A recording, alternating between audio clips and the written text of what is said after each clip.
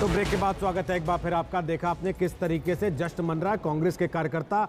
अब तीनों राज्यों में अपनी सरकार आने का जश्न मनाना शुरू कर चुके हैं, क्योंकि मध्य प्रदेश में 115 सीट पर कांग्रेस की बढ़त अब साफ तौर पर दिखने लगी है। बड़ी बातें अब तक की गिनती तक की हैं कि तीनों राज्यों में कांग्रेस की सरकार बनाने के आसार हैं। मध्य प्रदेश में भी कांग्रेस बीजेपी पर भारी पड़ती दिख रही है। राजस्थान में कांग्रेस बहुमत के आंकड़े को पार वैसे ही कर चुकी है। छत्तीसगढ़ में कांग्रेस की सुनामी है, 66 सीटों पर कांग्रेस इस समय आगे चल रही है। मायावती ने साफ तौर पर कह दिया कि वो बीजेपी को समर्थन नहीं देंगी।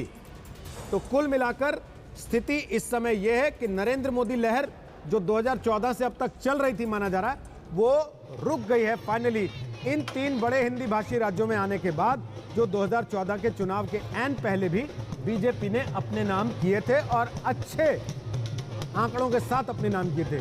वो तीनों राज्य आज बीजेपी के हाथ से निकलकर कांग्रेस के खाते में चले गए हैं और छत्तीसगढ़ में 66 सीटों के साथ कांग्रेस ने शानदार जीत हासिल की है। मध्य प्रदेश में 115 सीटों पर कांग्रेस को इस समय बढ़त मिल रही है और राजस्थान में 104 सीटों पर कांग्रेस की बढ़त दिखाई दे रही है, जहां बीजेपी 68 सीटों पर सिमट रही है। और राजस्थान के बाद मध्य प्रदेश में बीजेपी 107 सीटें हासिल कर सकती है, ऐसा अभी तक के आंकड़े में दिखाई दे रहा है। नलिन कोहली हमारे साथ आ गए बीजेपी से और आलोक शर्मा हमारे साथ आ गए कांग्रेस पार्टी से। सुनील यादव समाजवादी पार्टी से हमारे साथ यहां स्टूडियो में आ चुके हैं। सबसे पहले नलिन कोहली साहब, क्या हुआ?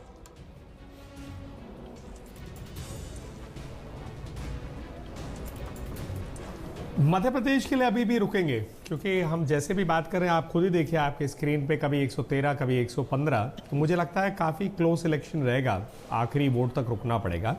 लेकिन हाँ, कांग्रेस को एक अच्छी जीत मिली है छत्तीसगढ़ में पूरे रूप से। मिजोरम में उनकी सरकार चली गई, तो पूर्वोत्तर में अब कांग्रेस की कोई सरकार नहीं है और मैं मानता हूँ कि ये भी कांग्रेस को आत्मचिंतन करना पड़ेगा। और एक महागठबंधन का प्रयास तेलंगाना में विफल हुआ है। भाजपा के दृष्टिकोण से हमारे को इस बात के लिए देखना पड़ेगा कि तीनों राज्यों में हमारा प्रदर्शन इस प्रकार क्यों हुआ। दो राज्य तो बड़े स्पष्ट रूप से जाते हुए दिख रहे हैं। मध्य प्रदेश अभी भी आशा हम रखेंगे जब तक आखिरी वोट गिनी नहीं जाती।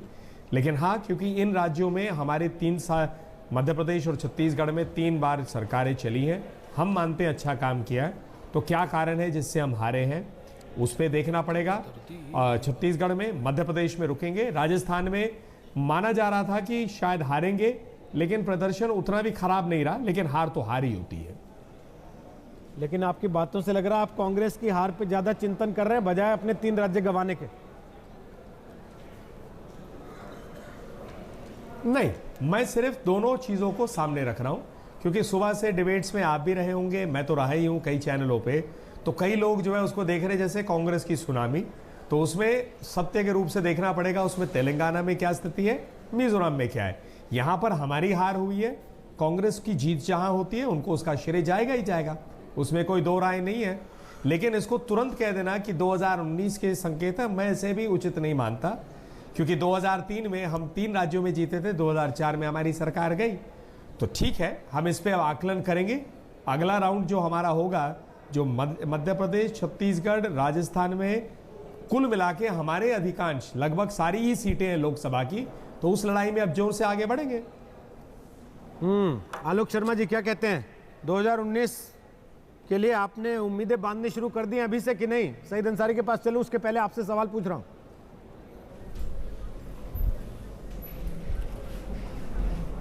रोहित जी, मुझे ऐसा लगता है कि देखिए 65 लोकसभा की सीटें थी आज, जो जिन 3 राज्यों की हम बात मुख्य तौर पर कर रहे हैं, जहां पर 61 सीटें जो थी वो बीजेपी के पास थी। आप देखिए कि किस तरह से आज 250 विधायक इनके 3 राज्यों में घटे हैं, और फिर भी अगर ये कहते हैं कि 2014 से इस चुनाव को नहीं जोड़कर देखा जा सकता, तो ये इनका आकलन हो सकता है। हिंदुस्तान की जनता ने बहुत ही चिंतन और मनन के साथ फैसला लिया है।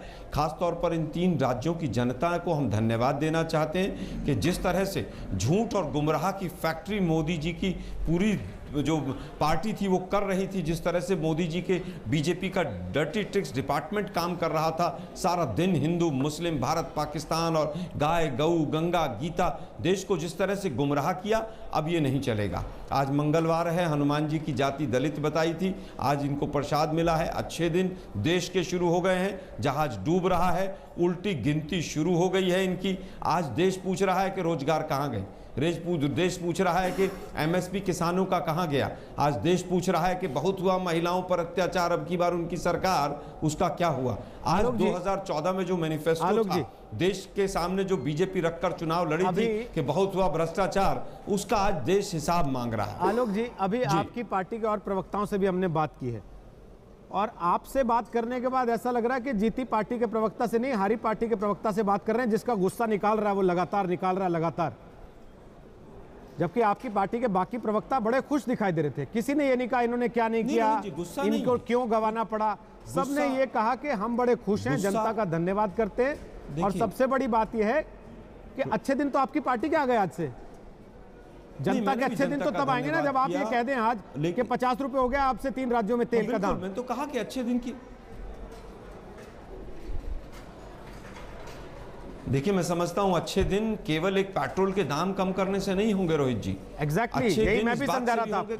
अच्छा, आप समझ गए कि समाज में सौहार्द हो, अच्छे दाम इस चीज से भी होंगे कि अर्थ एग्जैक्टली नहीं, मैं बिल्कुल समझ रहा हूं रोहित जी कि पूरी तरह से जिस तरह का माहौल पिछले 4.5 वर्षों में केंद्र की सरकार ने और राज्यों में जिस तरह से सभी लोग भाजपा के अहंकार के रथ पर बैठकर चले, मैं तो देश की जनता की बात कर रहा हूं। बार बार कह रहा हूं कि चिंतन और मनन के साथ जिस तरह से वोट डाला है बीजेपी के लोग, अब समझें उस बात को जो बार बार हम कहते थे कि भाई आप जिस तरह से स्टूडियो में और गलियों से लेकर और संसद तक व्यवहार कर रहे हैं, कब तक गुमराह करेंगे आप देश को? कब तक कहेंगे कि संसद बीजेपी की नहीं, कांग्रेस नहीं चलने दे रही है? कब तक कहेंगे कि किसानों के हितैषी आप ही हैं? संसद तो चलिए आज से शुरू हुई, देखने की बात होगी कि संसद में क्या होता है।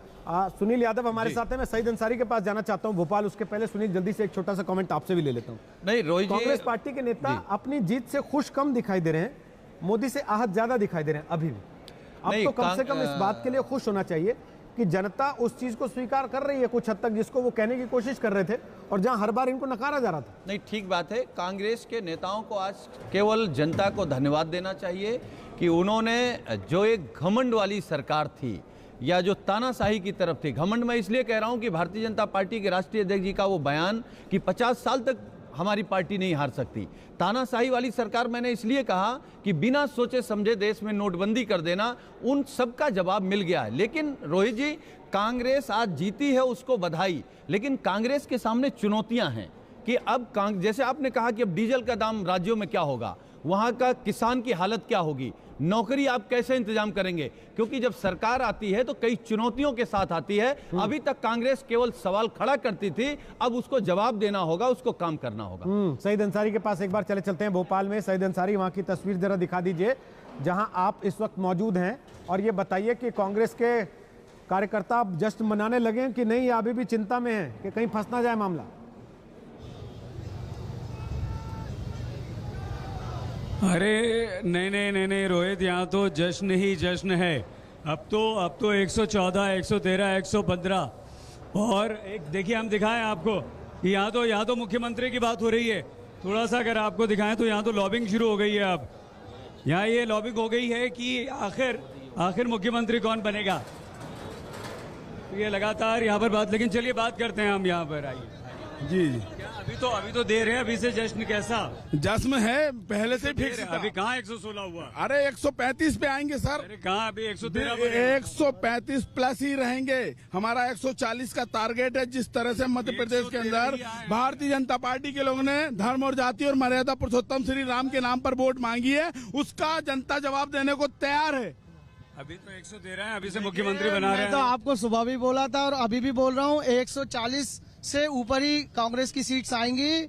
और माननीय कमलनाथ जी का व्यक्तित्व जो कृतित्व है, उसकी वजह से आज पूरे मध्य प्रदेश का माहौल चेंज हुआ है। आदरणीय राहुल गांधी जी ने कमलनाथ जी को अध्यक्ष बना के भेजा, और कमलनाथ जी का जो विजन है, उस विजन से छिंदवाड़ा मॉडल से कांग्रेस ने चुनाव लड़ा है। कमलनाथ है और ज्योतिरादित्य दिग्विजय सिंह, किसी का कोई रोल नहीं है। हम आपको दिखाना चाहेंगे, जरा देखिए दूर दूर तक।